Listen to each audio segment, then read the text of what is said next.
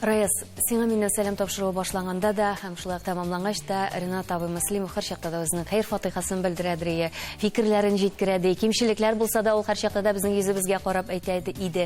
Ничек уйлыйсың? Исән булса, менә бүгенге тапшыруны карагач, нәрсә дип әйтер иде икән? Мин беләм, син аның тавышы белән бик матур итеп сөйләшәсең. Нәрсә дип әйтер? Әйдә кайтып килгән шикелле булсын. Ул әйтер, күлмәгең бик матур булды бүген, әтнәмишәре дип әйтер сиңа. Мине дә матур иттереп искә алдыгыз дип әйтер.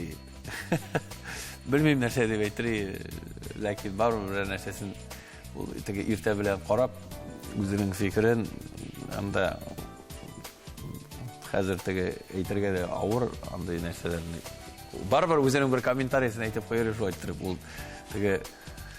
аның эчкечсезлеге туры бәреп әйтә торган менә шушы сыйфатлары күңелне күтәреп, ул бер вакытта да начарлык белән әйтә торган кеше түгел. Барыбер берәр матур сүз әйтеп куйыр.